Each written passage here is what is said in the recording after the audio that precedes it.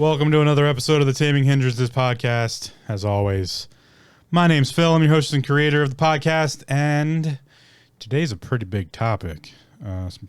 Not big cards, big topic. Although, I mean, I guess all the tarot cards are big, but today's topic is Tao.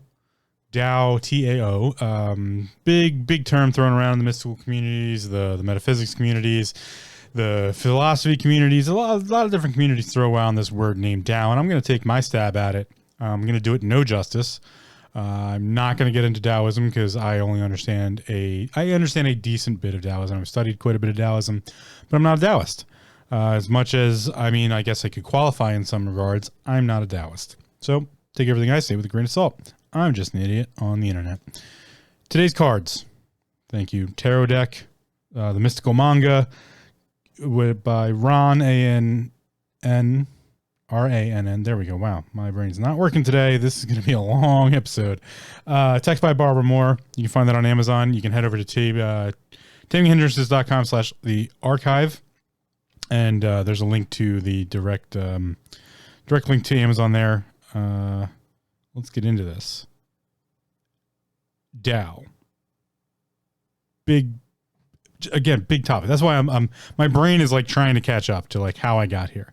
We'll start with the cards to give us a little contextual idea as to how I did get to this topic.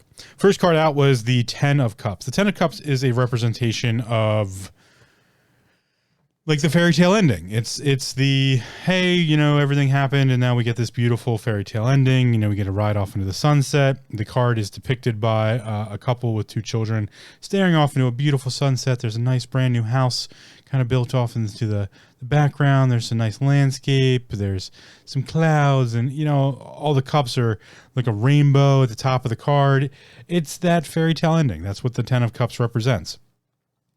Next card was the Seven of Cups, and I will say the first three cards were cups. And cups, the suit of cups, is all about emotions and relationships and those, you know, that section of our being. And next up is the Seven of Cups, and the Seven of Cups is a choice card, but it's a choice card in the representation that all of the choices, it's all of them. It's todos los choices. It's, you know, represented by these seven cups, and each cup is filled with something. In this case, being that it's a mystical manga, it's fantasy based. There's this individual hanging out in the clouds, and there's a cup with a dragon, and a cup with a castle, and a cup with jewels, and, you know, there's every cup has something, and the cups runneth over. So it's a representation of all of the possibilities, all of the choices. Next up was the Ace of Cups, and the Ace of Cups is the representation of, you know, like what is this emotional response? What is this emotional situation? Remember, cups are emotions and they're relationships, and the Ace of Cups is this representation of like healing, of healing in like a forgiveness sense, of in the sense of relationships. Remember, cups, emotions, relationships, but it's moving forward. It's the receive, just receive. Here's your chalice of healing. Here it is. Here's your option. Here you go. It's so, you know, if we look at this in the context of, we have all these cups, and we have the Ten of Cups, we have the Seven of Cups, and we have the Ace of Cups. They're like a story of, it's almost a story in going backwards. Whereas the Ace of Cups is this healing idea, and it's not just healing of it's forgiveness, it's the calming of the spirit, it's all of these different chances of healing. It's the options that are healing. So it's all of these different options. That's the word I'm looking for. It's all these different options that could end with healing. The card itself, the Ace of Cups, represents healing. It's a chalice of healing, but it's the options that are there. It's all of these different options that could, when chosen, or when the efforts put in, when the actual, you know, options chosen and the efforts put into it can lead to these very healing like moments. But stepping backwards here, Seven of Cups, we had a bunch of options. That's what the Seven of Cups represents. All of these different possibilities, all of these different options. The Ace of Cups is also a representation of not to be stubborn with that. So don't just like let all these options build up, but you have to choose an option, essentially. You have to choose an idea. And then the Ten of Cups is that whatever the outcome is, was this, fairy tale ending, but it's a representation of all of these different choices made along the way that got us there. So that's where we started. And then I, as always, got a clarification card here. And the clarification card I got was the Lovers. And the Lovers is often represented in most understandings as a romantic card, right? But it's not just a romantic card. The Lovers really defines hard choices. The Lovers card is typically depicted by two individuals coming together and embracing in a kiss, but they're blindfolded. And, most people would be like, oh, it's because love is blind. And yeah, there's all of these, like smoochy moochy, whatever kind of understandings we could have with it. But the reality is these cards represent the hard choices, or I'm sorry, the Lover's card represents the hard choices. Do you pick, love for the sake of love, or do you pick the right match? What would get you to the right places? Is it a match made out of romantic nature or a match made out of necessity and logic and reason? It's a hard choices card. So it doesn't just have to deal with the romantic choices we make. With that, if you add that to the story of these cards, these cups cards, and what they're kind of talking, two things pop out to me. The first word that popped out of me was fate. But fate is I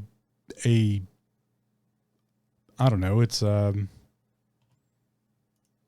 lot of different options that came together or are supposed to culminate into the right quote unquote option, or like, the one that's already predestined or predefined. Another word came to me before that, which I had hesitated on, and that's Tao. And the reason I hesitated on it is because Tao it's a big word. It's mistranslated. It's not well understood. Alan Watts did a great job with, Alan Watts did a great job of bringing the Western mind to the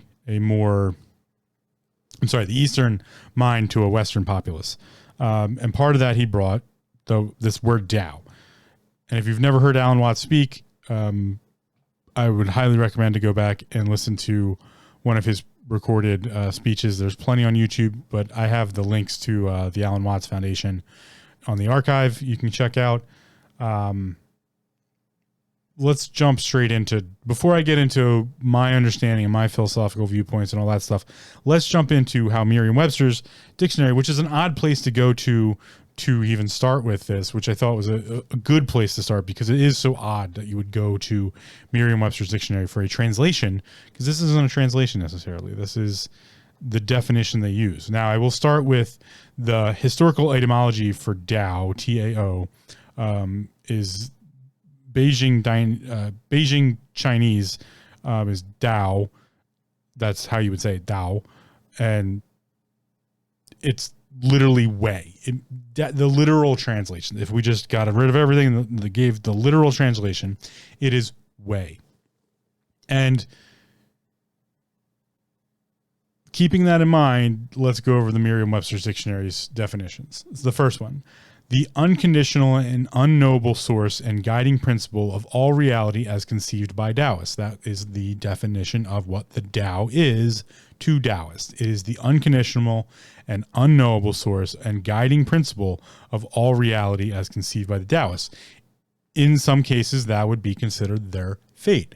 In other organizations, I shouldn't say organizations, in other understandings of the pantheons, we've had representations of this. They were known as the fates.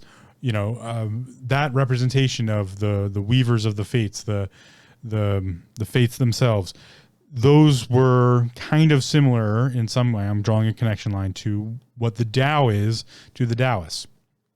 The next definition is the process of nature by which all things change and which is to be followed for a life of harmony. So the process of nature by which all things change and which is to be followed for a life of harmony.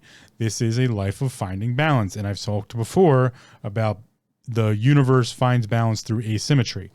The Taoists probably understand this the best. Another one, Now, these two definitions are often not capitalized, and they're not the capital Tao. They're just the use of the word Tao. The path of virtuous conduct as conceived by Confucians. That's how the Confucians uses Tao, not capitalized. It's just to have the right Tao is to have the path of virtuous conduct. Another one is the art or skill of doing something in harmony with essential nature of the thing. Something like the Tao of archery or the Tao of pottery making or the Tao of cooking. It's the way. This is the way. If you know, watching modern television, if you've seen The Mandalorian and they say this is the way, you could represent that with this is the Tao. This is the Tao of this thing. It's the Tao. This is the way. I have a small inkling that's where they got that from. So you could say the Tao of archery. This is the way of archery. Now this gets into a complicated discussion of what is the right way? What is the right method? What are these things? Because that's not an easy conversation. To say something is specific in that manner is, well, it's tough. That's a tough game to play, right? It's a tough. I don't even know how I feel about it. That's where I'm kind of like sitting in the sense of, because I don't know how I feel about fate either. So before I go too far into the philosophical sides of all of this, before I go too far into what all of this might entail, even specifically in self-awareness, mental health, spirituality, let's jump over to the definition of fate as well, because I think that's an important piece of context before I get into anything else. Fate, Merriam-Webster's dictionary, defines as the will or principle or determining cause by which things in general are believed to come to be as they are, or events to happen as they do. I know it's a little complicated. They would also call that destiny. But the will or principle or determining cause by which things in general are believed to come to be as they are, or events to happen as they do. Things going to happen. They're going to happen the way they're going to happen. That's kind of what they're saying there. Next one up is an inevitable and often adverse outcome, condition, or end. Met their fate, essentially. Also defined as disaster. So that's an interesting connotation there. A final outcome, the expected result of normal development, the circumstances that befall someone or something. And then you also have the fates, the plural fates that I was talking about before. That's kind of another reason I wanted to bring this up. The fates were Atropos, Clotha, and Lachesis, who were the fates. They were the three goddesses that determine human lives, what happened during human lives, and that's the in the mythologies. The verb fate is, and it's a transitive verb, is to be destined, be destine. Also doom.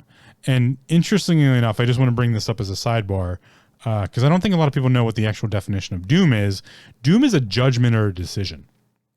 It's the law or ordinance, and it comes from Anglo-Saxon England.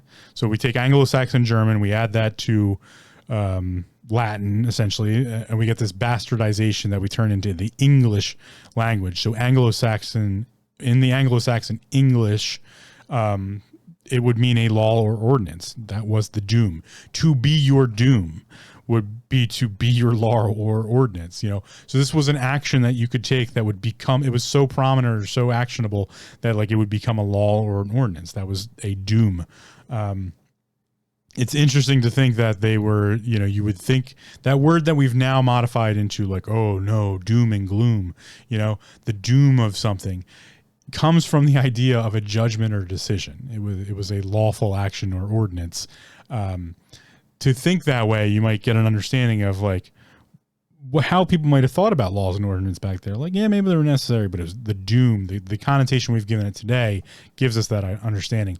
It was also destiny, death or ruin, because your doom could lead to that. You could do something. There's very basic laws in specifically the Anglo-Saxon period of time where we had cultural references of witch doctors or individuals who would read someone's fate. They did have laws. They had very few laws, and those laws include like don't kill, don't steal. Like they were basic tenets of how a society should come together. So it would be very, prudent to say, oh, that person will meet their doom. That doom might have been death or ruin, because most laws were written that like there was a huge capital punishment. If you killed someone else, you were going to be put to death. If you stole, you were going to lose a hand. Those are the type of laws we're dealing with. So it makes sense to saying like you're going to meet your doom. You're going to meet your judgment or your decision, and that was also pretty commonly death or ruin. Stepping back to fate, we have another connotation here that kind of goes along with that. You might have the definition of disaster. That would be a definition of fate. You could have this thing that was disaster. And disaster is defined as something that is sudden calamitous event, great damage, loss, destruction, someone or something that is very bad. These are connotative. When I think about chaos, right, and I talk about how chaos is infinite possibility, and the way we get back to chaos is through destruction. If we take the connotation of destruction off, we would have disaster. We would have a sudden calamitous event bringing great damage, loss, or destruction. Taking the connotation out of that, these could be good things, right?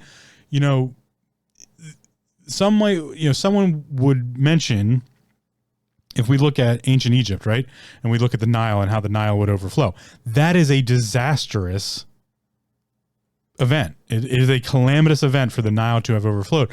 But that filling of the floodplains allowed for crop growth every year. So it was a necessary destruction. We would need the destruction of the immediate zone around the Nile, and then the floodplains would be filled and crops could be grown and there was fertile soil.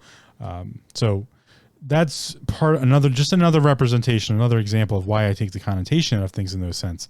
But getting off track a little bit, let's step back. We've talked about fate, an inevitable and often adverse outcome, condition, or an end, the will or principle or determining cause by which things in general are believed to come to be as they are, or events to happen as they do. Things going to be the things, they're going to be the things because they are the things that were already destined to be. Let's take all that back to this idea of Tao, right? And to do that, let's step into where everyone always references the Tao. That is known as the Tao Te Ching. The Tao Te Ching, which, as far as we know, was written by Lao Tzu. And there's been umpteen translations, and there's been umpteen, I don't even know what to call them anymore. Everyone has a translation. Everyone has a thought process on the Tao Te Ching. It's talked about constantly. This is why it's so great. When a piece of writing is able to instill so much thought into the populace that everyone comes up with a different understanding, we call these things canon or doctrinal.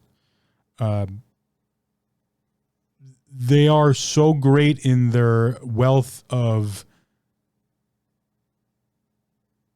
how do I want to put that? They are so great in their wealth of provocation of thought that they become bigger than they are. We'll never know if Lao Tzu set out to make this so ridiculous that, there would be centuries of people trying to figure out what the hell he was talking about. And there's an argument of which came first, Taoism or Lao Tzu. There's been historical kind of definition of like, who was Lao Tzu? What does Lao Tzu come from? All of these things exist in that sense. When we talk about the Tao Te Ching, I like to go as deeply to the source as possible. And there's, again, a bunch of different translations out there. The one I'm about to read was by James Legge, and I'm not going to get into the whole thing, but this beginning of the Tao Te Ching is the one that's most often quoted as far as how it's represented in the translation. And it gives us a pretty solid contextual place to start from. That's why I'm bringing it up. I would highly recommend to go read the Tao Te Ching. Please be careful about whose translation you read, because a lot of people translate it to kind of fit their own vernacular, fit their own kind of message they're trying to say. This is why I'm also bringing this up, because it's a brilliant understanding of or not. I shouldn't say that because it's my understanding. I wouldn't call my understanding brilliant. That's a bit out there. It's my humble representation, and not really humble in any way. I think it's a perfect representation of how you can use a great piece of work for coercion. The Tao Te Ching, I draw the direct correlation between the people who translate the Tao Te Ching and tell people what it means is a direct and not that that's wrong to do. It's just that's a direct translation to a priest or a pastor standing there and telling you what the Bible says, or what the Catholic Church tells you. The Catholic Church, wouldn't want you to read the Bible because if you do, their translation and their version of it might not work. This is the same thing as the translations of the Bible, like the King James Version and all of these different versions of the Bible we have, all of which spring from when Constantine decided to translate the Bible into Roman, essentially, and that's how we get the progression into the King James Bible comes from Constantine's version, and Constantine's version cut out some things as far as we understand. We get rid of the Apocrypha, we get rid of the Gnostic books on spiritual Christianity. The same thing with the Tao Te Ching is all of these people have created their version of like, oh, this is my translation. This is what it says. This is my understanding. Now they've done a much better job at saying up front, like, this is how I took it. And this is my viewpoint. And so I will give respect there, but I don't see much of a difference in the conceptual idea of taking a canonical record, which is the Tao Te Ching has become a canonical record in the form of Taoism in some way.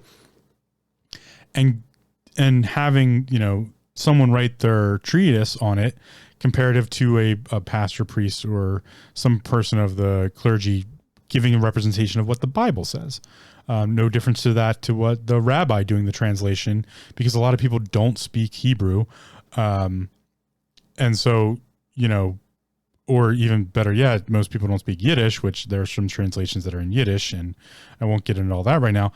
But no difference than the rabbi telling people what the book, the Torah says. Like, there's no too much of a difference there. So it's almost almost a perfect example of why it's important to do your own reading of these things, to get your own opinion on it. Why you should never let someone tell you like, oh, this is what this says. This is what this means. No, you should use those as references. Absolutely. I'm not saying don't listen to your pastor, your priest. I'm not saying don't read different translations. I'm not saying don't listen to your rabbi. Consult these individuals. They're supposed to be professionals in the realm of what these things mean. That means they're consultants. Religious leaders don't get a pass in my book. They don't get a pass. Specifically, if they're working with an organization, they should absolutely not get a pass because they have preconceived notions. They have an agenda. And I've warned about that many, many times. My biggest warning is against the organizations themselves because they don't have your Tao in mind. I promise I'm bringing this back around. So with that in mind, I brought up all that to go over the very first chapter of the Tao Te Ching. It's very short, so you bear with me, but it's very short. In this translation, the Tao Te Ching, which was written by Lao Tzu, this is translated by James Legge. Chapter 1, the Tao that can be trodden is not the enduring and unchanging Tao. The name that can be named is not the enduring and unchanging name. Having no name, it is the originator of heaven and earth. Having a name, it is the mother of all things. Always without desire, we must be found. If its deep mystery we would sound, but if desire always within us be, its outer fringe is all that we shall see. Under these two aspects, it is really the same, but as development takes place, it receives the different names. Together we call them the mystery, where the mystery is the deepest, is the gate of all that is subtle and wonderful. Deep stuff, right? Very deep stuff. Just the first chapter, opening chapter. I would argue that the opening chapter of the Tao Te Ching could be infinitely picked apart and talked about and lectured about. It's a fantastic opening. It's poetic. And yes, the translation here makes it poetic, but the actual, when you look at how there is a poetic nature to the way, if you look at the Chinese characters of how Lao Tzu wrote, there's a poetic nature to it. Let's go right back to line 1, chapter 1. The Tao that can be trodden is not the enduring and unchanging Tao. The name that can be named is not the enduring and unchanging name. This is a warning. This is a fucking upfront warning. That's what this is. I don't care what you say about it. I take it as a warning. The Tao that can be trodden is not the enduring and unchanging Tao. Remember, the direct, most specific way you can translate Tao into the English language is way. Now, with that, I will add, Tao requires effort and option. That's what these cards are representing, right? So we have the 7 of Cups, infinite, like just a bunch of options, right? 10 of Cups is having the outcome that could be the fairy tale ending. The Ace of Cups is the warning not to be stubborn and to allow for the options of healing.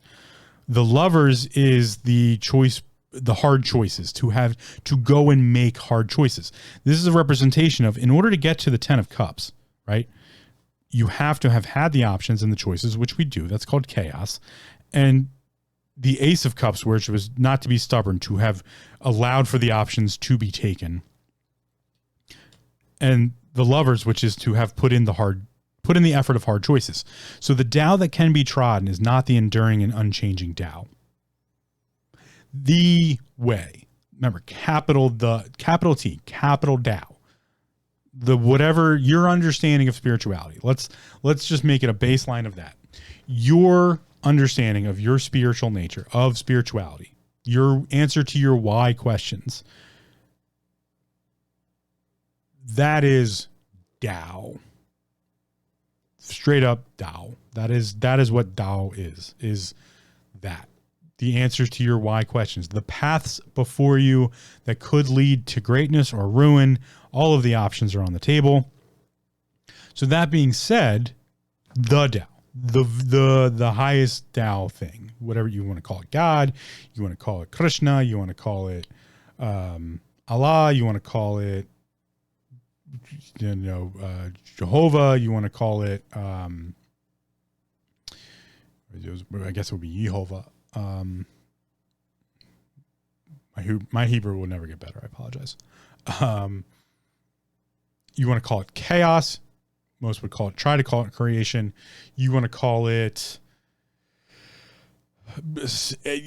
artificial intelligence, infinite superiority. You want to call it whatever you want to call that, which would be defined here in the Western world, we would define as fate, or that of finding fate, the answer to why questions. If you want to call it 42, Hitchhiker's Guide to the Galaxy reference, if it can be trodden, it's not that. It's not that. If you can go down that path, it's not that. It just isn't. That's what this is. It's a warning there. If you can go down this path, the full path. Now that's the other thing you have to keep in mind here is we're talking about something that's infinite, unfathomable. Anything that is infinite is unfathomable. You can't actually possibly fathom it. That's what infinite means. Because if you start to fathom it, it will have an end, and this has no end. It's that powerful, that great of an idea. That's the warning Lao Tzu gave in the very first line was, this thing I'm talking about, even I don't understand. This person who put so much time and effort into writing the Tao Te Ching and coming up with these ideas, they can't understand it. Same thing for when we talk about Marcus Aurelius's memoirs. He wrote that in order for no one else to find because he didn't quite understand how his mind worked and he was trying to put it on paper to figure it out. But if his enemies would have found it, he would have been fucked. He would have been instantly killed. They would have used it against him in the political spectrum and he would have been removed from power. So he had to hide his memoirs, and now we use it as like the Stoic Bible. Very funny idea. The Tao, in this sense, the Tao Te Ching, Lao Tzu, the Tao, he's stating up front, or she, we don't really know, is stating up front, It's so infinitely ununderstandable. You can spend your entire life in it. And thus, that's the argument between what came first, Taoism or Lao Tzu. Because the act of being a Taoist is that. It's chasing that forever. This is why we have the Taoist immortals, because they were trying to find an alchemical solution so that they would have enough time here to figure it out. Because the Taoists were very smart and they understood that, I shouldn't say, they still understand. Taoists understand that reincarnation is a trap. You don't want to be trapped in that. So in order to not be trapped in that, you would try to find immortality in this life so that you could figure it out and then transcend, and you wouldn't need that. That's how we got the story of the Taoist immortals. I'm paraphrasing the shit out of this, by the way. So feel free to yell at me for it. The Tao that can be trodden is not the enduring and unchanging Tao. That's the very first warning, first line, first page. Next, the name that can be named is not the enduring and unchanging name. If you give something definition, and I understand that I'm giving my understanding of this, having just said, like, you know, there's no difference between this and like, so I'm just kind of giving a contextual idea because I want to flip this understanding of Tao at the end. I understand that I'm doing exactly what I just warned about. So again, take all this with a grain of salt. I'm just be like, this dude's a fucking moron. Like, I have no idea. Go read it for yourself. Come up with your own understanding. I take it as a warning right off the bat, which is why these cards got me to here, because these cards are a warning. And I'll get to that in a second. The name that can be named is not the enduring and unchanging name. Massive fucking warning there. If you can define it, if you can give a contextual idea, it's no longer infinite. Thus, it's not Tao. The name that can be named is not the enduring and unchanging name. The Tao that can be trodden is not the enduring and unchanging Tao. You can't fathom it. You can't define it. You can't understand it. That's what the warning is here. Yet, Lao Tzu goes on to write many more chapters on what the Tao is and how to live a Taoist or a Tao present life. 37 chapters in total. That's Tao.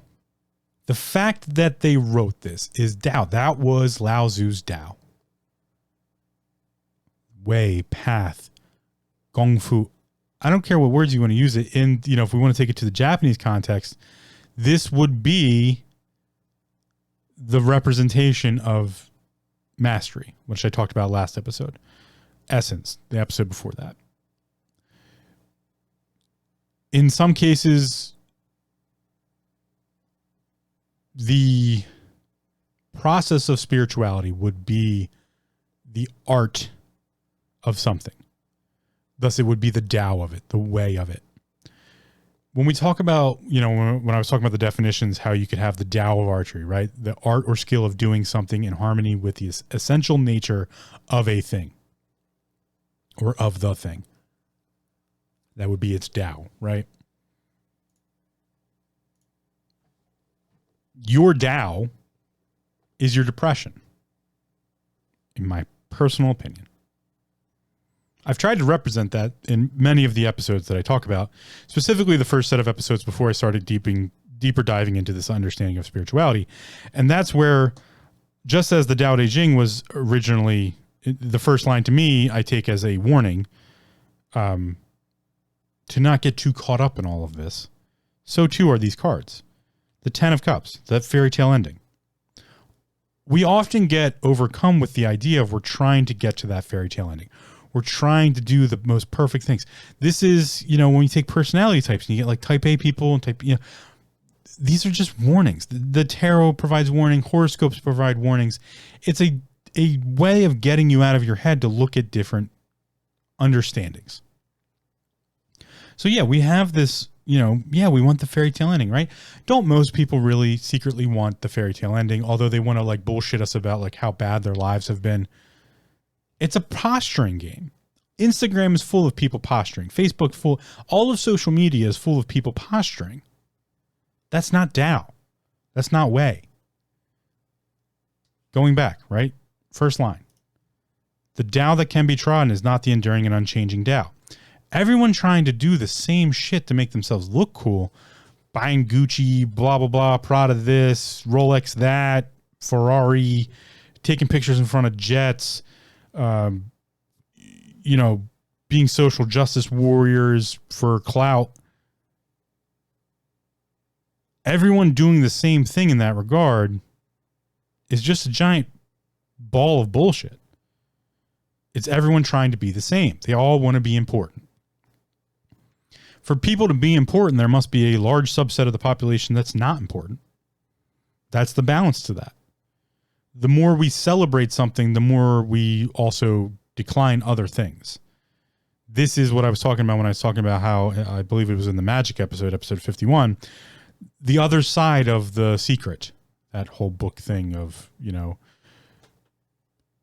if you're looking for some sort of windfall, the balance to that is asymmetrical. The universe has to balance it out somehow. That's what the universe is doing. Universal laws. Number one, the universe is constantly seeking balance. Number two, it will find that balance asymmetrically. It's almost like 1A and 1B there. So with that in mind, if we look at Tao, we come to this idea of the Lover's card, right? We have the 10 of Cups, could be a fairy tale ending, 7 of Cups, plenty of choices and options on the table that you have to figure out. Ace of Cups, the not allowing for or stopping oneself from realizing the actions that could create correct action or correct choices. I talked about this back way in the beginning of this podcast, episodes 8 and 9, choice and change. The Lover's card is the representation of the hard choices, to put in effort, to have clarity of mind that, how do I want to put that? I'm going to say it, to have heart. Why am I putting it that way? I've talked about how the combination of mind and spirit is what we call soul. And souls have magnitude. That understanding of that conversation between and connection between the mind and the spirit, I define, or I believe we've defined as soul. And that's why soul can have magnitude. And if something can have magnitude, it can be measured in time and space. This is what gives us the ability to have nostalgia, to have cultural reference, that for culture to have spirit in that sense. It has soul. You know, when we use the very words soul food, that is the Black community's nostalgic time and space essence measurement that has magnitude of a food that gives feeling. So it is mental and spiritual. It has some other transcended idea that then the body can feel or the mind can connect to. That's a beautiful thing. Wonderful thing. There were other references that I've slowly put in place that have now brought me to the next piece. And I want to share that with you. So we have this thing called soul. Soul is the mind. We have self, body, mind, spirit.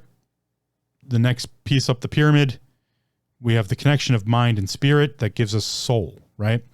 What's the connection of body and mind? The word we often use throughout all of history is to have heart.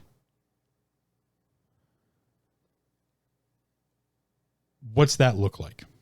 Or what does that really mean? So when we talk about the Lover's card here and how it typically has a romantic connotation,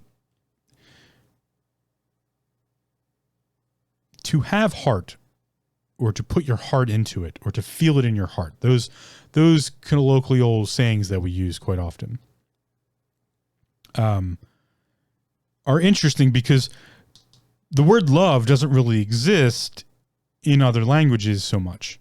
There's no word for love in Japanese. There's daisuki, to have big like, very big like. And the word daisuki, when Japanese met English, made a translation. Oh, daisuki would mean love. But they're not the same. they're not the same thing. The idea of love is a cultural representation. The idea of daisuki is a cultural representation. The understandings of these things are cultural representations of an emotional, weird chemical cocktail that we experience, typically in a romantic setting. And I've talked before, I did a whole episode 43, about love and how love is not a principal understanding of the universe. This whole, when we talk about love and light is a principal understanding. Everything is light. Love is not. Love has no principality. When I talked about that episode, I wish it did. It was a big wish of mine that, yes, love, I would find some scientific or correlative understanding that love would be a principality to our reality. And it's not, unfortunately. It's a conceptual idea, but a useful conceptual idea, but not a principal idea. Instead, we have these things where we talk about heart. And I'm using the English language here as a basis. But we have these colloquial sayings where it says to have heart, or to feel it in our heart, to put our heart into it. We have the Ayurvedic methodologies with the chakra system of prana. We have a chakra point that's considered the heart chakra, right? And inside of that, we have what's known as the flame. A lot of quote unquote meditations or structural thought processes, a system of meditative factor for the heart chakra is to go and clean out the temple of the heart and to relight the flame. We often talk about two lovers, where we have, even in the tarot card, the tarot deck, we have the two cups, which is the twin flame, right? We have many of these references where you have flame and heart and putting your heart into something. And even in Buddhism, we have that kind of understanding. We have the Mahayana, Vishnahana, the two canons, the greater canon, the lesser canon, and that splits into Chan Buddhism and Zen Buddhism. And this gives us a really good reference of the Chinese mind versus the Japanese mind. In that understanding, because those two things reference chaos and how they understand chaos. The greater canon is more the Chan Buddhism, the Chinese understanding of Buddhism, which is everything was born perfect and will slowly degrade into chaos. So everything was born ordered, yin yang, right? That's the Chinese symbolization, yin yang. That's where everyone starts. Everyone was born perfect in order, and then we'll slowly degrade into chaos. Well, to get into a degradation, to get back to chaos, things must be destroyed, right? That's their understanding. The Japanese mind is the other way around. Everything was born from chaos, and with time, perseverance, and effort will become perfect, will become ordered. So they start with chaos, then creation, order, and then it's destroyed from there. And thus a master, or someone who has mastery, again, last episode, would be someone who put their all, put their heart into it. And so we have these references all throughout the world, all throughout history. We have the anecdotal tales of the mythologies and even coming up to modern references, like we talk about the Wizard of Oz, and we have, the Tin Man Needs Heart, right? Or I'm sorry, yeah, right. Tin Man needed a heart. I don't remember anymore. Or no, sorry, brain. The Cowardly Lion needed a heart, courage. We have that reference, if the heart being the reference of to have courage, right? If that's how I won't do my Cowardly Lion. It's a bad idea. It's one of my favorite. Can't think of the word I'm thinking of. Accents. Impersonations to do. But this idea of having heart, right? Was it the Scarecrow that needed heart? I don't even remember anymore. That's terrible. I just know there was a reference in there. I didn't really pay attention to the Wizard of Oz that much. Anyway,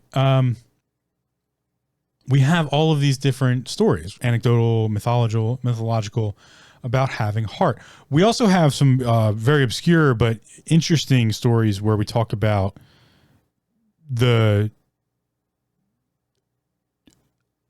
characteristics a heart can take, right? So you can have an icy heart, you could have a stone heart, you could have a jaded heart, we have these references where we always talk about how the heart can take on characteristics.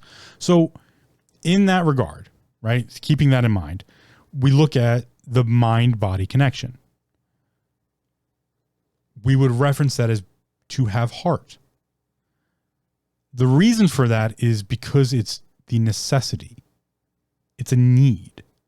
The human form needs a heart. It doesn't need very many other things. We know that without a heart, we die. Without blood flow, cardiovascular, it is feasible to think that we could somehow replace our blood plasma, our blood, with something else, with a synthetic version. In fact, we have synthetic bloods, right? Or synthetic representations of blood. We could fathom the understanding that the brain could be supplanted with technology, and thus we would have some sort of computer brain linkage thing, the whole Elon Musk stuff, which was he really the first? No, he's just the first one I'm not going to get into the Elon Musk thing. I'd love to talk to the guy. He seems interesting. I have some qualms as to, whatever. I'm not going to get into it. No need to ruffle any feathers there.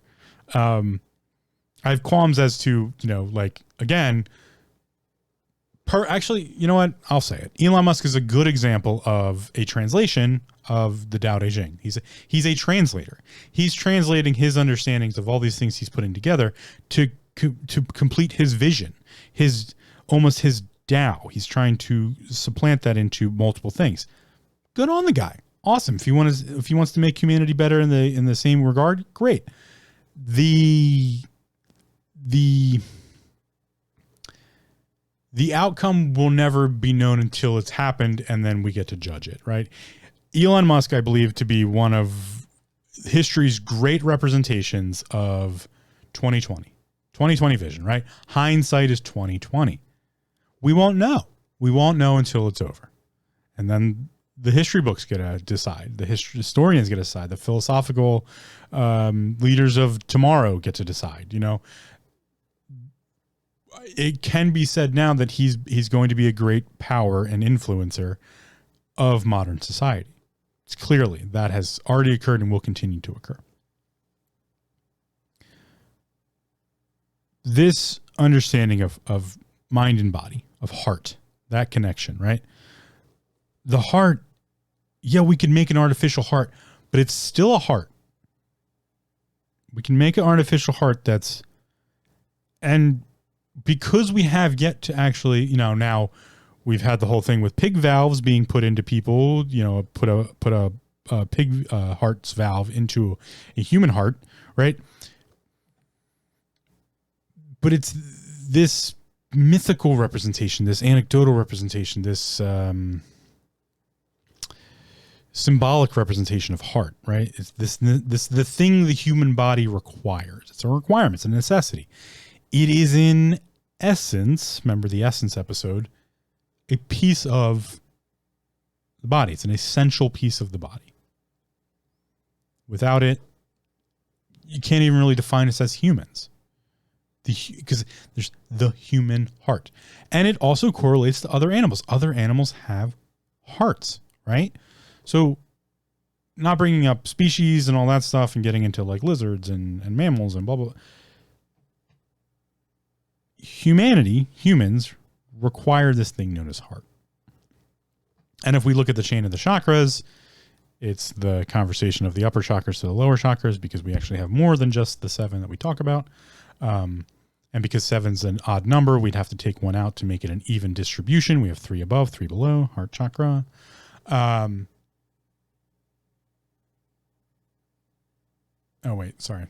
2 below, 4 above. There we go. Because the heart chakra comes before the throat chakra, and then no, wait. Root, navel, solar plexus. No, I got it right. Yeah, well, I had to double check myself there. Yeah. Root, navel, solar plexus, heart, throat, mind, third eye. So it's the in between. It's the translation point, right? So it's the representation of mind and body talking to each other. And the mind doesn't control the heart. We have no direct control over the heart. The autonomous nervous system takes care of the heart, takes care of our blood pressure, takes care of our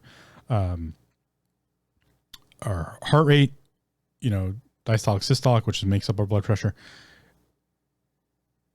That whole process, right, that the cardiovascular system does and the heart provides the engine to do, we can't take direct control over.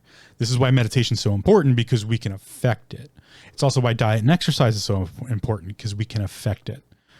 We don't often make that correlation. I don't think that this thing known as the heart, that is the autonomous epicenter of energy for the body,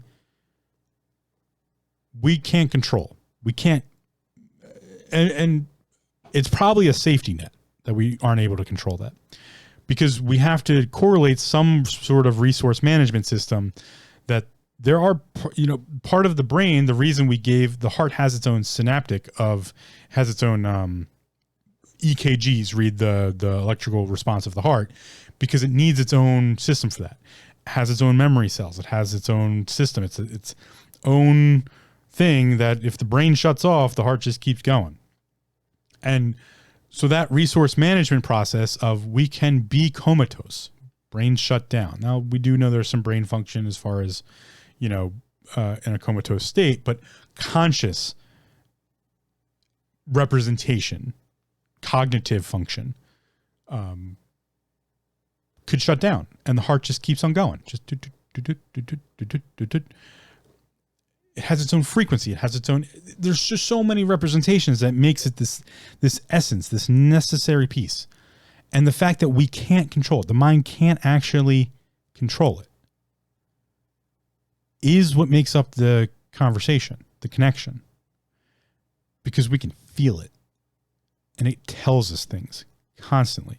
And we don't make that correlative response of, yeah, it's autonomic, but we have some sort of, pathways to get to it. We can meditate. We can breathe. All meditation is awareness of breath. We can become aware of our breathing, and we can use different breathing systems or different breathing methods to affect the heart. You can hyperventilate and increase your heart rate. You can also deep breathe and decrease your heart rate. You can do other things that affect the heart.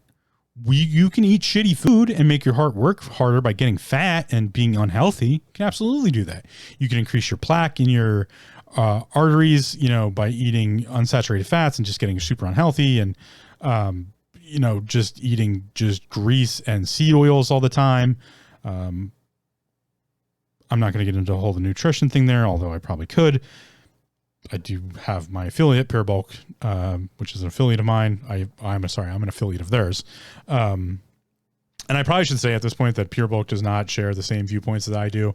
In no way are we correlated in our viewpoint sections. I probably should state that all the time, but my views are my views and Pure Bulk's are theirs. None of my views should be placed upon them. I'm just an affiliate of theirs.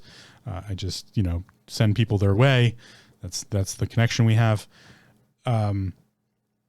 But please do head over to purebulk.com and use Taming Hindrances code for 10% off. They're a great company, great supplements. Plugging them in whenever I can. That understanding, though, of health and wellness, we don't necessarily include in that vein of things. That health and wellness is a way for us to have a conversation with our heart. Doing jumping jacks, doing push-ups, using the bodies. The Greeks knew this. The Greeks were fantastic at this understanding. They understood this heart thing. That's why they wrote sagas about these great, things of the mind-body connection, to have heart and to put heart into something. That representation is why it's the representation of, I'm sorry, that's the incorrect wording. That representation is why the mind and body connected has to do with heart, because it's the only thing the body has we can only affect, but we can't take control of. And so the body has us at its will. It has that over us. That if the body decides that the heart is no longer going to continue beating, game's over, jig's up. Sign off. The end, period. You write the story. The writing of the story has everything to do with the heart in multiple different ways. And thus, it's part of this thing known as Tao, way. It's not the full piece, though. And I'm still working on that because now I've just defined the two. We're going up the pyramid. We started with self. And self is defined as body, mind, and spirit. The connection between the mind and the spirit I've been talking about in the last couple episodes is known as soul, right? And the connection between the mind and body I'm now defining as to have heart or heart. I'll find maybe a better word for it, but that's the representation. That's the symbolic idea. We have the soul and we have the heart. And when you break it down to that level, going up the pyramid, or maybe the pyramid should be inverse, I don't know. Or if it even really matters. That gets us to a whole bunch of things that philosophy and religions and I should say philosophy and theology and just general conversation, colloquial speak, vocabularies, languages try to express. We try to talk about those things. We've created language in order to discuss soul and heart and what they mean. Entire systems of understandings of the physiology and the anatomy of not only the human, but other things come down to these two things, the soul and the heart. We have entire writings like Iamblichus, who writes about the vehicle of the soul. We have entire understandings of scientific endeavors to understand how the heart affects the rest of the body, how it has its own sine wave and synapse. That's what gave us EKGs. As you know, as far as I'm concerned, when we look at the bioelectric field and we talk about ki, prana, chakra, chi, prakashana, energy, quote unquote, or energy healing systems. The greatest technology we've created in that realm is the MRI machine. It is what measures the bioelectric field. And part of that is you can also then do an EKG and you can read the bioelectric field of the heart. And the bioelectric field of the heart has its own thing. It's its own representation. It has its own frequency. That's how important it is. Your heart has its own frequency. And so it is this grand correlation, this grand connection of mind and body. And so why is that understanding important for, and why question, spiritual question, why is that important for this understanding of this thing known as Tao, way? The unconditional and unknowable source and guiding principle of all reality as conceived by Taoists. Because the conversations of soul and heart are our methodologies for understanding that. When we want to talk about love, when we talk about daisuki, when we talk about the other words that other languages and other cultures have come up with outside of just the Western English understandings, the differentiations between Western philosophy and Eastern philosophy, the differentiations between Chan Buddhism and Zen Buddhism. I don't care how narrow you make the field or how big you make the field, macro and micro, soul and heart. That's what humanity strives to understand. That's the conversations we're having with each other. That's the conversations we're fucking up regularly. The divisional lines we're drawing between these things. Like we don't have these things. Like we don't have the connection of having depression. And so, yes, I would really like to slot in mind and body, the connection there being depression. But it's not. It's heart. Because depression goes maybe beyond that, but maybe not even as far as that. Depression is the way we understand the world around us. It's uniquely who we are. It's our fingerprint on the world, our lens set of how we understand, our vision, our insight. And so it has other pieces that go along with it. And I'm not here saying that soul and heart together make up depression. That's not exactly what I'm saying. Although maybe that's where I'm going with this if I had to make a pyramid. But I don't think necessarily that's the right answer. It could be. Sometimes I work backwards from things. I learn that, I find the means at the ends and then I kind of break it apart. And thus I broke depression into self-awareness, and I was left with self, body, mind, and spirit. And I found that the connection between the spirit and the mind is soul, and this connection between the mind and body is heart. But going to the first line of the Tao Te Ching, that generalized warning, the Tao that can be trodden is not the enduring and unchanging Tao. The name that can be named is not the enduring and unchanging name. Going to the next line. Having no name, it is the originator of heaven and earth. Having a name, it is the mother of all things. Third line. Always without desire, we must be found. If its deep mystery, we would sound. But if desire is always within us be, its outer fringe is all that we shall see. Fourth line. Under these two aspects, it is really the same, but as development takes place, it receives the different names. Together we call them the mystery, where the mystery is the deepest, is the gate of all that is subtle and wonderful.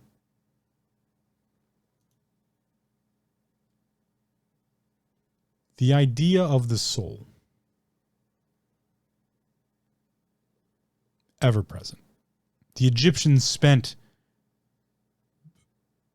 monstrous amounts of resources on understanding what the soul was, how it worked.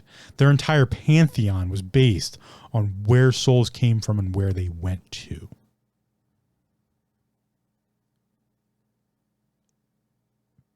Spiritual Buddhisms, Hinduism, any cultural reference to a understanding of reincarnation, Taoism, spent massive resources. Now, I include mental time, the resource of the mind being spent on something, the effort, as a resource. The ability for the mind to use imagination, be it, through logic gates, reason, subjective understanding, anecdotal stories. It's a resource. The power of the mind, of imagination, is a resource. And we spend it constantly. We often refer to it as manpower or man hours. Human hours or human power. That's how we quote purchase orders on things for construction jobs and stuff, like how many man hours is it going to take. So I absolutely consider that a resource. And we've not only spent its resource, but we've spent water and food and the things that go into creating the fuel for that mind to be able to do it. Those are also resources. Those are sub-resources to this big resource. So we have spent a ridiculous amount of resource on this. The Egyptians alone, a lot. The Chinese philosophers, a lot. The Japanese philosophers, a lot. The Indian philosophers, the whole Brahmic community, a lot. The priesthoods, a lot. The pagans, I hate saying it, those who believed in their pantheons, I'll put it that way. A lot. The Greeks, a lot. Oh, metric fucked on. We've spent a lot of it trying to piece together the understandings of these two things, soul and heart. And for a very long time, we've left it up to a bigger, broader understanding to converse about their correlation, to converse about how they go together or how they're represented. The Taoists who use the Tao Te Ching, not all Taoists do, were warned right up front. The Tao that can be trodden is not the enduring and unchanging Tao. The name that can be named is not the enduring and unchanging name. So in fact, having no name, it is the originator of heaven and earth. But having a name, it is also the mother of all things.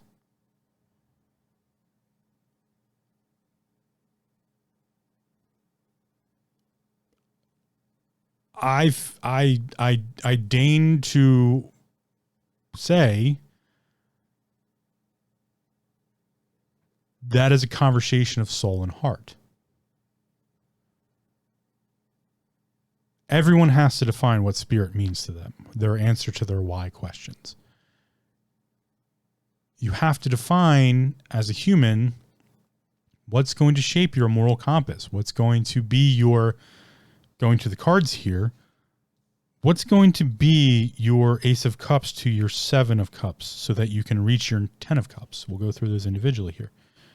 What is going to be your Ace of Cups? What is going to be your healing moments? And are you going to represent the choices that you do have?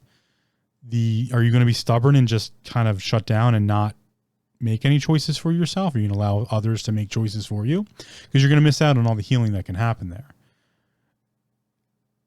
And healing doesn't have to just be, a wound or a psychological event, or it's all of these things encompass. It's the idea of the outcome.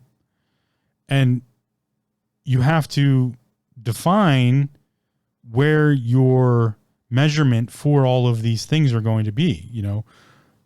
What are your Seven of Cups? What are your 7 cups full of all the different possibilities and the infinite amount of possibilities that come from those? All of these choices that are going to need to be made. How are you going to make them? Are you just going to hide from them? Are you going to run away from them? So that's the understanding there, because once you deem to make those, once you actually go and make those choices, you can absolutely head for your 10 of Cups, your fairy tale ending moment. And you have to decide if that's fate or not. You have to make that correlated representation. Having no name, it is the originator of heaven and earth. That is the conversation of soul. That your body is a vehicle for this thing, this connection between mind and spirit, known as soul. Your creator, that which brought you out of chaos. Chaos came first. Remember, that's how I define things. Chaos came first. The biggest lie ever told was that creation came first. No. Chaos comes first. Which doesn't make anyone right or wrong. Because I've already stated, the difference between Chan Buddhism and Zen Buddhism is the Chinese mind versus the Japanese mind, the greater canon versus the lesser canon, and how they perceive, in that sense, how things go through the cycle. In the Chinese mind, everything's born perfect, so that it was already ordered. It had yin yang. It was perfect, and then degrades through chaos. Well, through destruction into chaos. Thus, it can be created again, created anew. Whereas the Japanese mind says it comes from chaos, and then through creation, order, and then finally destruction, it becomes perfect. Back to chaos. They both follow the cycle, though. Where it goes awry is when someone says that creation came first. Chinese mind's not saying creation came first. They say order is how you come into being. The Japanese mind is saying creation and order is how you bring something into being. It starts as chaos. See, they're talking about a different level. Vastly different level. This is the massive difference between Western philosophy and Eastern philosophy. Western philosophy decides to deal with humanity because they believe the lie of creation. They believe that creation came first and that it's ordained by God, and thus the singular pantheon, split into the Trinity, is the representation of where things started. And thus they have to argue constantly about what defines and designs and makes up humanity and its ethical nature. Someone like Thomas Paine versus Thomas Hobbes. Thomas Paine wrote Common Sense, believing in that, order will rule. People will govern themselves, will have common sense and will essentially do good. The good will win out in the end. Or someone like Thomas Hobbes, who wrote the Leviathan and believes that humanity is generally shitty, will destroy itself when given the ability, and will generally seek out and I'm paraphrasing greatly, go read both of them, they're both great, a Mad Max-esque idea. That beyond that Thomas Hobbes goes farther to say that, like, ultimately Thomas Paine is saying, like, no, people will govern themselves. They will figure it out. They will find governance in themselves. They will do it for themselves, and thus do good because of that. Thomas Hobbes says that no, people are generally shitty and they need to be ruled. They need to be governed. But these are Western understandings of a situation in which everything starts from creation. And thus you were always to be ruled. You were always to be ordained inside of the world in which you would exalt yourself, live for your God. Right? Even the Middle Eastern world has some sort of representation of that in the prophetic understanding of Muhammad. And that the representation of the 5 pillars of Islam, how one should conduct themselves, is still an exaltation of God. That creation came first, and thus you should live for that fact. And thus there is a methodology in which you can be ruled or should be ruled. Comparatively to the Eastern philosophies, and again, I will say this is just my understanding. I'm just trying to provoke thought here. The Eastern philosophies work above that understanding. They already know the cyclical primordial nature. They just kind of differ on where things start. They all know where it ends, though. That's the representation of the Tao Te Ching. That is what the Taoists believe. That's why you can, both Taoism and Buddhism, you can be Taoist and something else. You can be Buddhist and something else. You can be it's an additive, not an additive. It is its own thing. And I don't mean disrespect there, but it's an understanding that can incorporate.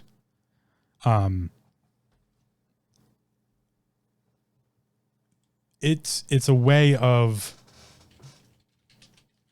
I don't even know, a good way of putting it, in the sense of,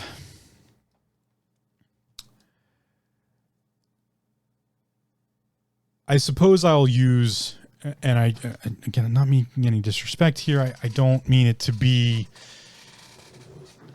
I don't know. I'm looking up one thing because I don't want to get this wrong, because I could get it very wrong. And I don't talk about it very often, so bear with me on this one.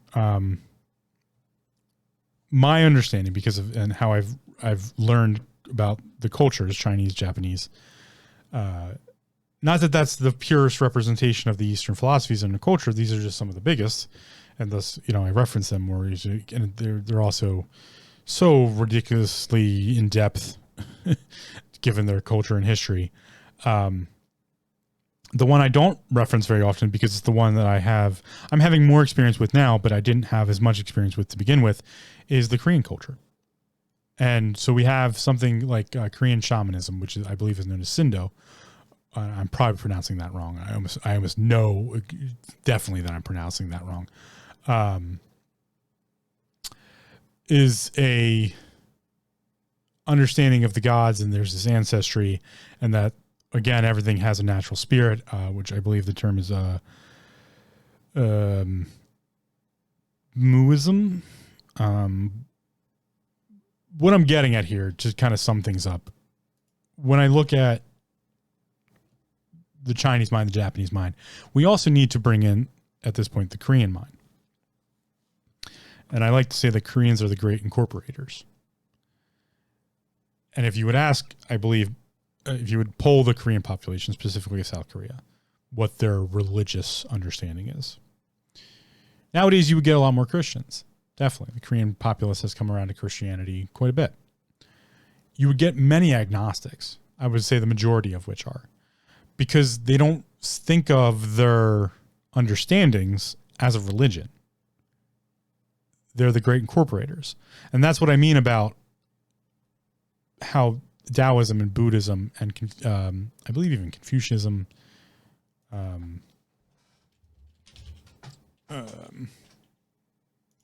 I'm going to look up one more thing. Apologies. I don't usually do this, but again, I don't want to misspeak.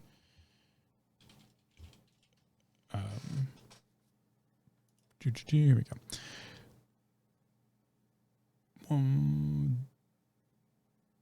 Yeah, there we go. Taoism and Confucianism and Buddhism. Yeah, I don't think I'm misspeaking in saying those three. That's not an inclusive list, but those three.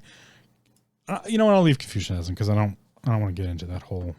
Trying to describe all of that right now because I haven't spent any time on this podcast describing it, so it'd be a poor time to bring it in. Taoism and Buddhism can incorporate other things. I know Taoist no, I can't say Taoist. I do know Buddhist Christians. I know, oddly enough, Judaic Buddhists. Very interesting combination. Works really well. I do know a few Taoist Buddhists. Whoa, I know, right? That's a mind fuck kind of, but it's because of the incorporation of how these things go together. And most Taoist Buddhists would more consider themselves Taoist than Buddhist, really. And I don't think that either one would actually say I'm this or that. But what I'm getting at here is the Korean populace is the representation of that. It's the representation of the great incorporators, where there were traditional understandings, but they weren't religions really. This idea of Sindo or Muism of, they were their cultural references of their understanding of Taoist Buddhism, the greater or lesser canons, the teachings of the Brahmin. But they weren't religious aspects. They weren't specifically like, this is our religion. It was just the understanding thereof. And thus they could incorporate very easily, and they do a great job of incorporation.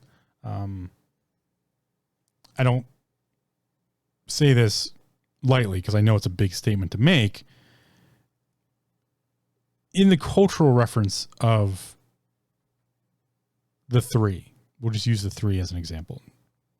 Again, Chinese mind, Chan Buddhism, everything born perfect slowly degrades into chaos. That version of the cycle. Japanese mind, everything is born from chaos and thus can become perfect. That is from chaos to destruction, whereas Chinese mind, order to chaos. The Korean mind begins at destruction. And it fascinates me because I don't know enough about it to talk intelligently about it enough, which is one way to fascinate me. But it also allows for this thing is like the great incorporation. They start the cycle at destruction. I've had some conversations with some individuals who were from Korea, moved here, and I worked with them, and I was able to pick their brain about some things, and learning about Korean guilt was an interesting topic, and I can't do it justice. I would have to find someone to talk about it if I'm ever going to actually talk about it. But this woman, Sue, that was not her Korean name. That was the name she took when she came to America. But she would tell me about this thing like Korean guilt. And the way she would reference is through the understanding of Catholic guilt. Another thing I don't really understand, but I've seen and I've talked to people about. So in those reference conversations, I began to understand that she came from this place where the way her mother thought and the way she thought and the way her grandmother thought was, her grandmother had and as is in, I believe in most Korean families, the grandmother has a big influence on the children. She developed this understanding that everything starts with destruction. That's where their story begins. And that's why they're the great incorporators, because no matter what happens, they would just incorporate it and build anew. And thus they were able to allow for destruction to create. Yeah, I'm saying that correctly. Destruction to create the infinite possibility of chaos. But they didn't start with chaos. They didn't start with infinite possibility. They waited or started with the destruction of something to build something anew. And historically, they did that in quite a few historical records. That's kind of culturally my understanding, and I'm not of their culture, so this is just the way I have come to understand their culture, my representation of in the cyclical nature. They started destruction. She called that her Korean guilt. And I'm not doing it justice. Again, I would have to bring someone on to talk about it, but the way she kind of put it to me, the translation I will make is, imagine always expecting the other shoe to fall, right? That colloquial saying, just always waiting for the other shoe to fall, right? Waiting for it all to fall apart. Doing that in a giddy anticipation almost, or maybe giddy is the wrong word, but doing that in a anticipation in which, yeah, come on. Yeah, I'm not waiting for it because I'm just waiting for, but I'm waiting for it because like, then I can get on with shit. Like, then I can finally get on with it. Like if it's, waiting for the other shoe to fall so that I can finally get on my way, which makes them the great incorporators, because they were influenced by Taoism and Buddhism and Confucianism and all of these other understandings. And yet they made it their own. And so the Korean populace has their cultural reference of what would be known as Tao. And not being Korean, I'll never understand it. So it's almost like their cultural depression. And that's the point. I've kind of waited this whole point to make this whole episode to make that point. Tao is, in some ways, so spiritual,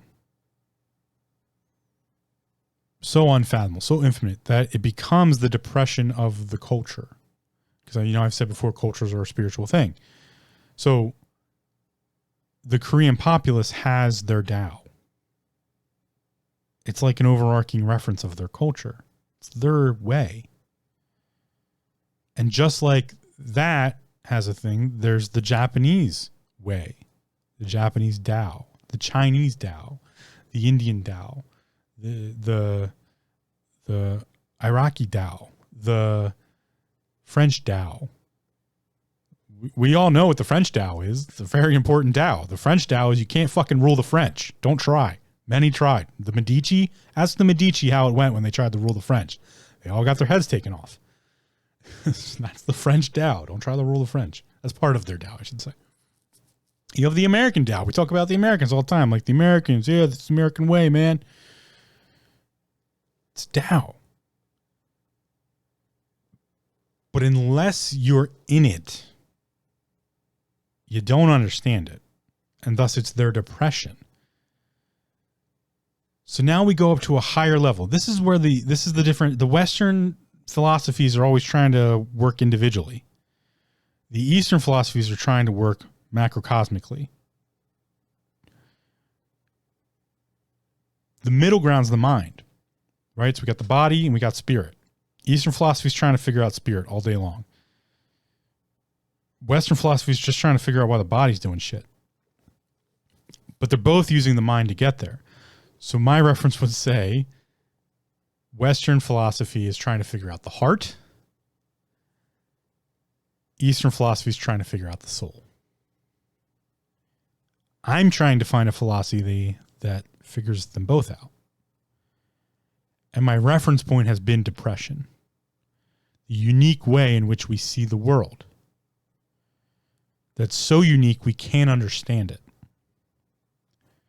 So in some ways, the Tao that can be trodden is not the enduring and unchanging Tao. The name that can be named is not the enduring and unchanging name. This is to say there is no answer. The answer is there's no answer. But the warning has been given. I've now given a definition. So I go on to the second. Having no name, it is the originator of heaven and earth. Having a name, it is the mother of all things. The answer that there is no answer. It's the mother of all things. When I don't define it, then it becomes the originator of the heavens and the earth. There is something above the primordials. There's something above or below. Who knows? Or left or right. Don't pick a cardinal point. That's a bad idea, actually. Beyond, maybe. Whatever. No good word for it. Answer is no answer. Of chaos, creation, order, and destruction, because they are cyclical, right? They are a cycle. In order for a cycle to exist, there must be something outside of the cycle. The third part of chapter 1 of the Tao Te Ching. Always without desire we must be found. If it's deep mystery we would sound. But if desire always within us be, its outer fringe is all that we shall see. If we are stuck in cycle, we'll never understand what's not cycle.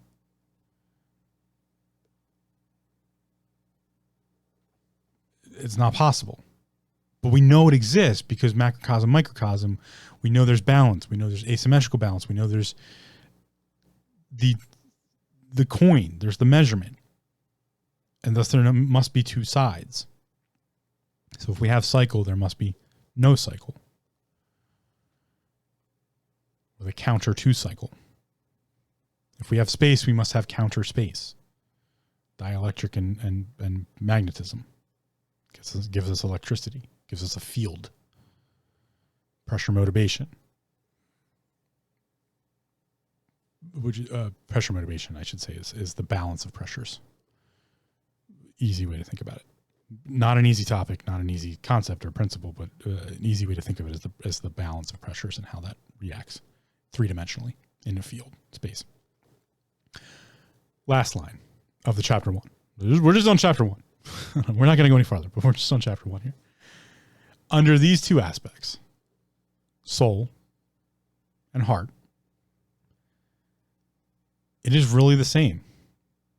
But as development takes place, it receives the different names. Eastern philosophy, Western philosophy.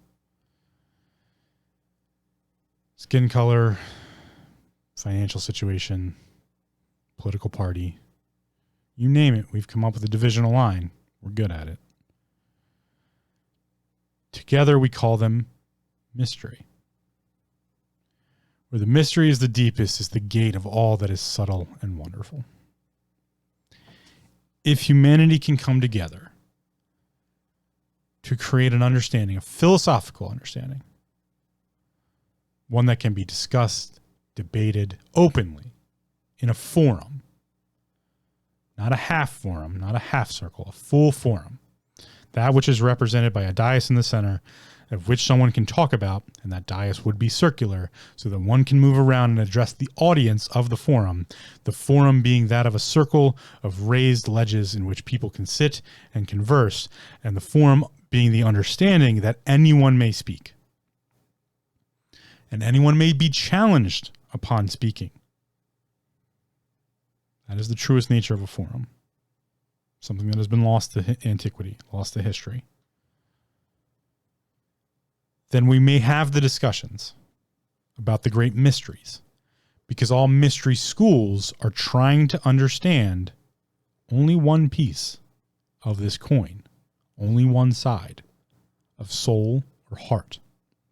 And none that I have ever come across have addressed that which is the greatest mystery, that which would be defined beyond what we would just call God. In fact, we would call Tao. Of the connection between spirit,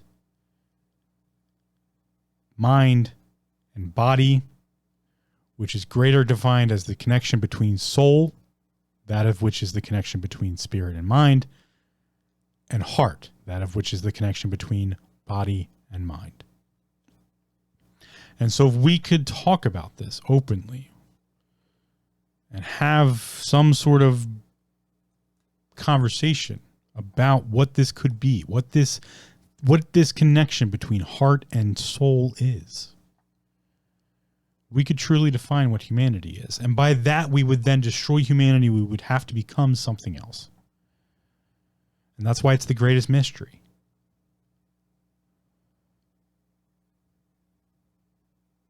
And I'm not conclusively saying this yet, but it's almost like The answer is there's no answer, because if there is, we stop being human. We're no longer humanity at that point. Does it mean we get to evolve and become something greater? Maybe. Maybe. Would that not be the definition if we look at, and I'm going to just go crazy here at the end because I'm allowed to. It's my podcast. Do what I want. Would that not be when we talk about the stories of fantasy, right? We talk about the elves, that the elves go and they learn what there is to be learned and then they disappear from the world. Tolkien wrote about this. Most representations of what would be considered elves wrote about this. A cultural representation of a society that came together, even though divided in some cases, that came together to understand their connection of soul and heart, and thus, quote unquote, transcended or moved on to a different reality. What would the reality look like if humanity understood its Tao?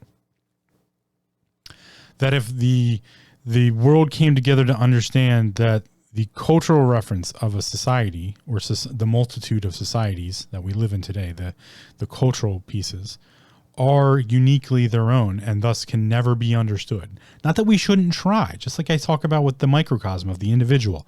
I'll never understand your depression. It's uniquely who you are. It's how you fucking see the world, and no one's ever going to understand that. But the definition I have for unconditional love is that in which someone would try to understand, knowing they'll never be able to, but they put in the effort, they put in the time, they put in the magnitude of doing so. That's unconditional love. Could we not have unconditional love for one another? By trying to understand each other's cultures, knowing we'll never actually be able to fucking do it, but we should try because it's important. Because culture is a spiritual representation of a set of humans. And every set of humans gets to be spiritually represented. And there is no right fucking answer. And until we agree upon that very fact, that the answer is there's no answer, and that's okay, we can never be one culture. We can never be truly human. Because right now we're not. I'm here to say that I challenge the idea that we are actually human. We haven't achieved that yet. What is defined that all of antiquity, all of philosophy, all of theology, all of these great thoughts and processes that humanity, quote unquote, has tried to develop is incomplete. The work is not done. We have at this point failed if we now give up. We are on the cusp of failure. That's what these cards say. We could have the fairy tale ending, the 9 of Cups. But there's some big decisions that need to be made of vast multitudes of possibility, the 7 of Cups. But until we recognize the Ace of Cups, that we must make the decisions and that we have to be open to do so, we'll never get there. And the Lovers, that these decisions are fucking hard.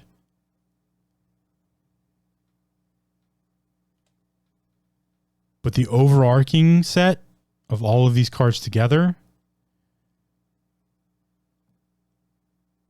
the tale hasn't been written yet. We're still writing it. Humanity as a whole is still trying to understand its depression. We don't know how we look at the world yet. We only know how we look at each other. And it's pretty shitty. I want you to deeply think about that idea. That the work of humanity is not done. We're still in the process of doing it. We're still trying to figure out the depression that would be humanity. We have the depression that would be the culture of China. We have the depression that would be the culture of Japan, of India, of Australia, of America, of all these continental countries, of the European Union, or just Europe itself. Even of that, it's all broken up. And beyond that, it's broken up into its sole pieces of, in China, there's all of the different provinces. In Japan, there's all the prefectures. In America, there's all the states. And beyond that, there's all the counties. And then beyond that, there's all the towns. And in the European Union, there's all the countries, and inside of all the countries, there's its own provincial ideas. And in just Korea alone, you have North Korea and South Korea. Divisional lines. That's how we're defining humanity. We're defining humanity by division. I would say we fucking failed at that point. If we stopped here, we failed. We're not human. Humanity would be a cultural connection, a full understanding of soul and heart together, one understanding. Even if that answer is there's no answer, it's one understanding, which means we've come together as a whole. We have not done that. The work's not done. We are not together as one race. That race is the wrong word. Here's a new one for you. Species. We can't be defined as one species.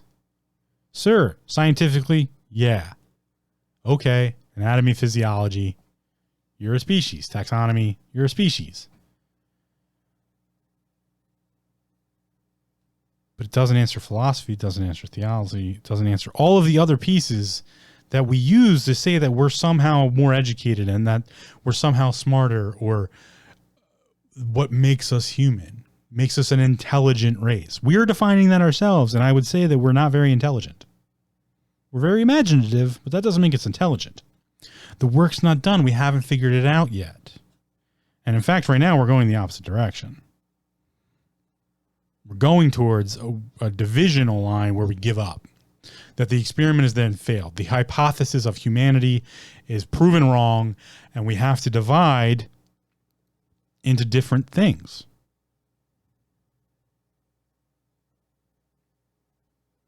Or we can try, we can put in the effort to understand that of which would be known as the depression of humanity. The way we see. This is not easy work. Generations upon generations upon generations of resources. Remember, mental power, and thus that what goes into becoming calorie, the calorie can be burned for imagination. That is resource. Generations upon generations upon generations have been thrown at this. And a lot of great work has already been done. But it's unwinding very quickly in today's society. The modern society has unwound a great deal of what we've already figured out, hidden more, thrown away a lot others. And yes, there's people to blame for that. And the time will come when that conversation needs to be had. I'm sure of it. It's quickly upon us, actually. It's weird to think that I might actually see that in my lifetime. It's both exciting and terrifying. Because for that to happen, the society that we now know, what we consider quote unquote modern society, has to be destroyed so that we can go back to the infinite possibility that we can create a new understanding, a new way of doing things, so that then we can thus work in the direction of trying to figure out what is this connection of soul and heart? What is the depression of humanity? Because we don't know yet. And thus we can't actually be defined as human yet. Because we've put that on a pedestal that we think we understand. We don't. You can't measure us upon that idea because we don't quite understand it yet. And so the effort must be put into to figure that out. And we got to start from viewpoints of, I don't fucking know. I want to find out. I really do. I want to find out. But I don't know yet. It's okay to say I don't know. We got to start there, I think. I mean, I think it's a good starting point at least. There's probably other really good starting points, and yeah, those should be done as well. You know, don't put all your eggs in one basket here. And probably don't give the eggs to me, because I'm just going to make like an omelet or something. That's where I'm at. That's where I've gotten to with this podcast, this existential crisis of trying to figure out what the fuck spirituality is. I started with this thing known as depression. I'm ending here, not ending, but I'm coming to the conclusion that it also has to do with depression. And that depression also can be microcosm and macrocosm. And that's why I'm talking about this thing known as the Tao, or just Tao. We'll go back through the definitions. Now that I've said all that, let's go back through the definitions. Merriam-Webster's Dictionary definition for Tao: the unconditional and unknowable source and guiding principle of all reality as conceived by the Taoists. Yeah, I think they're definitely doing some good work there, trying to figure that out. They don't quite have it defined though. Keep that in mind. We'll come back to that. That'll be what I finish with. I'll come back to that to finish with that. Next definition: the process of nature by which all things change and which is to be followed for a life of harmony. Great. Cycles, chaos, creation, order, destruction. The non-capitalized versions used in different aspects: the path of virtuous conduct as conceived by the Confucians. The Tao. To have a Tao of something, the Tao of archery, the Tao of pottery, the Tao of finance, the Tao of drinking water, the Tao of swimming, the Tao of making a peanut butter and jelly. The art or skill of doing something in harmony with the essential nature of the thing. Again, the Tao of archery, the Tao of, In when dealing with fate, if I bring the definition of fate back in here: the will or principle or determining cause by which things in general are believed to come to be as they are, or events to happen as they do. The final outcome. The final outcome. The circumstances that befall someone or something, the expected result of normal development, the inevitable and often adverse outcome, condition, or end, disaster.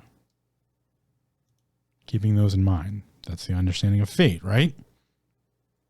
Back to that original definition: the unconditional and unknowable source and guiding principle of all reality as conceived by Taoists.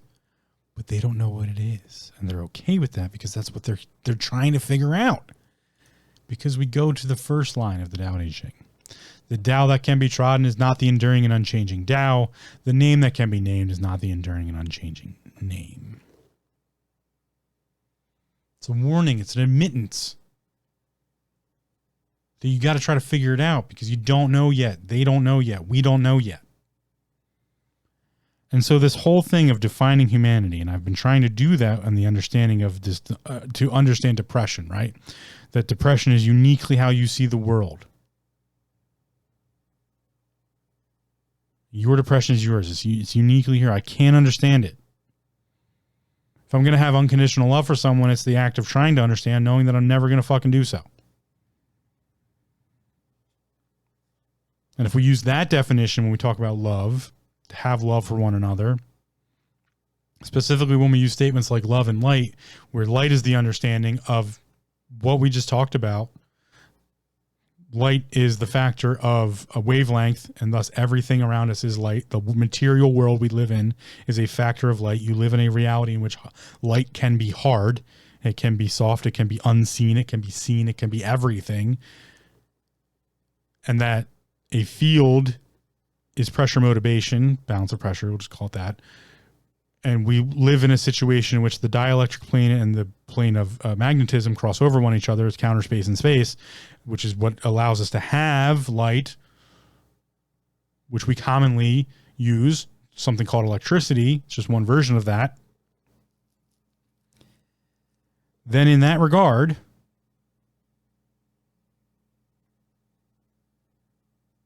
love, heart, and light, soul, can be used, can be measured. But we don't have a full understanding of it yet. And so, no, we are not yet human. And when we do figure out what it is to be human, we will thus then stop being human and start being something else. It is the greatest mystery of all time. What is this thing to be human? Because once we figure it out, all at the same time, we all stop being human. Because there'll be something else. Hopefully, 10 of Cups, that something else will be greater. Will be a fairy tale ending. Right now, it won't be. The way things are going right now, we don't get a fairy tale ending. At least not one I think a lot of people would agree is a fairy tale ending.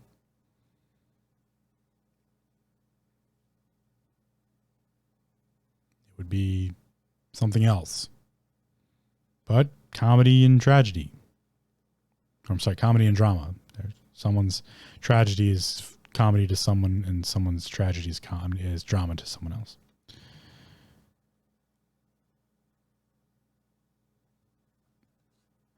What is your Tao? Start there. What's your way? Keep in mind the first warning. The Tao that can be trodden is not the enduring and unchanging Tao. The name that can be named is not the enduring and unchanging name. Having no name, it is the originator of heaven and earth. Having a name, it is the mother of all things. Always without desire, we must be found. If its deep mystery we would sound. But if desire is always within us be, its outer fringe is all that we shall see. Under these two aspects, it is really the same. But as development takes place, it receives the different names. Together we call them the mystery, where the mystery is the deepest, is the gate of all that is subtle and wonderful. Where the mystery is the deepest, is the gate of all that is subtle and wonderful. So far, in history, that of which we record of time and space, that which has magnitude, where we measure soul, how we are able to affect heart, we have the opportunity to be that which is subtle and wonderful.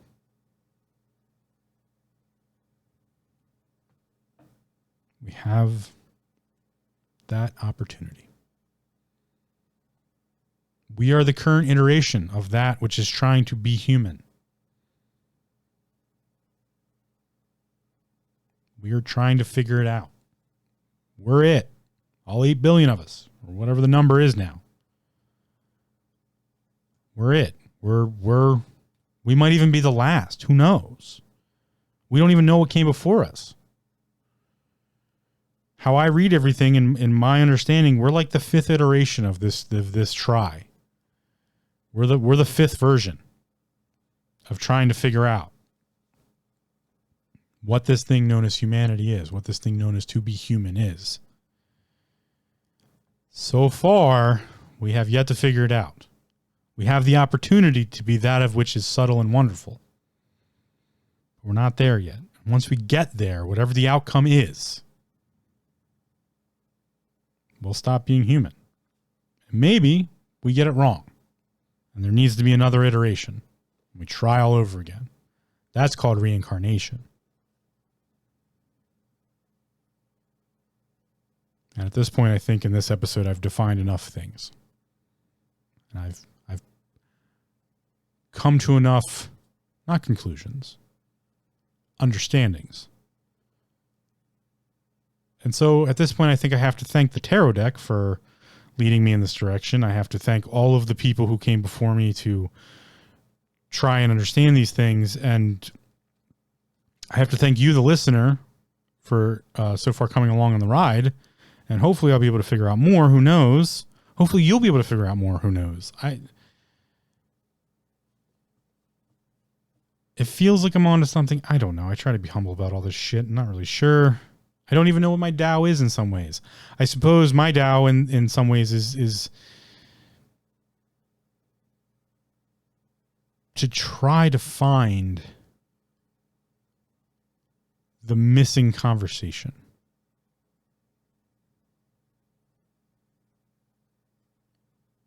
And I say that in the definition of what a mystery is.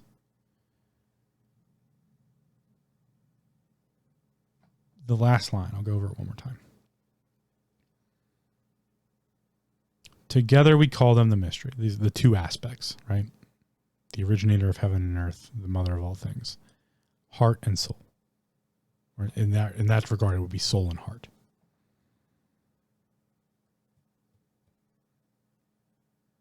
Where the mystery is the deepest is the gate of all that is subtle and wonderful. My Tao is to find what that conversation looks like and then to have people have it. Some are starting. Many have started. Many, many, many have started. And we need to keep that up. But we got to broaden it. We got to make it bigger. We have a chance. I know we have a chance. We have the opportunity. We got to be the lovers. We got to make the hard decisions. We got to be the Ace of Cups. We have to understand that these opportunities do exist. There is possibility for this. We also need to understand that the Seven of Cups, the possibilities are infinite, are crazy. And if we can get it right, though, there is a fairy tale ending.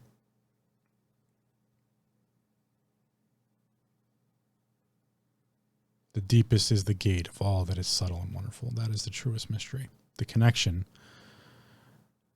of heart and soul. That's all I got for you on this one. Come check us out, taminghindrance.com.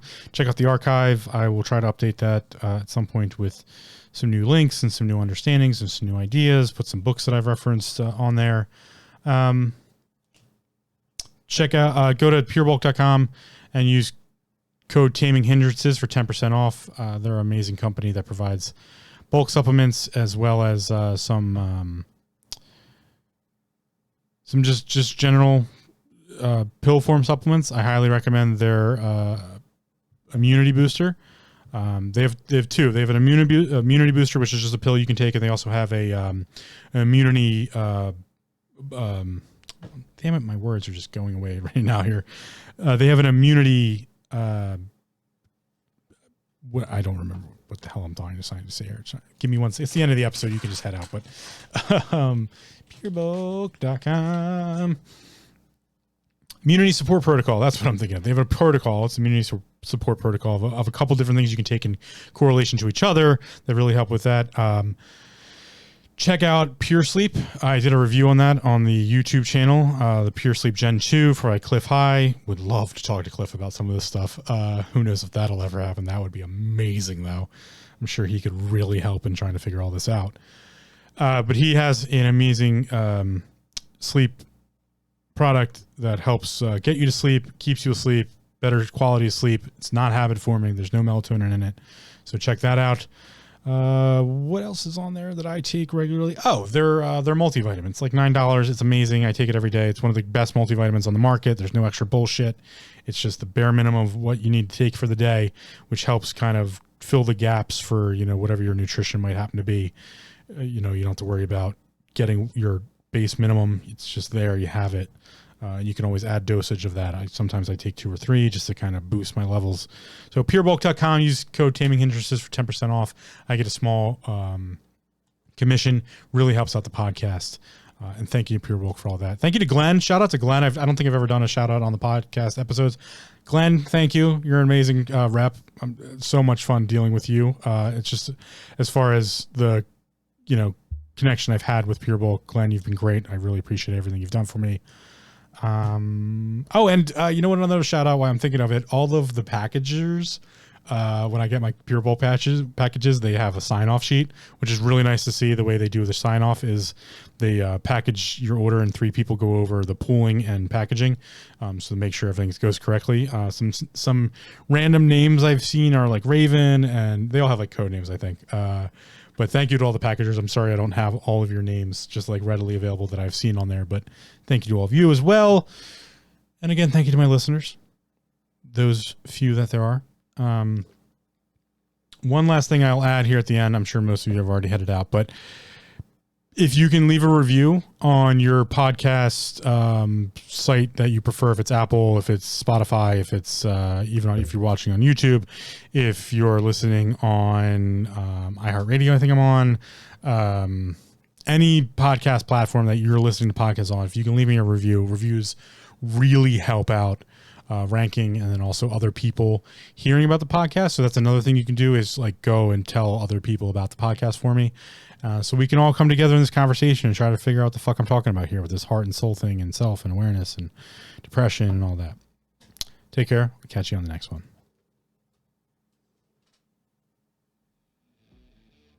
Thanks for listening. Come check us out at taminghindrances.com for show notes, links, resources, and more.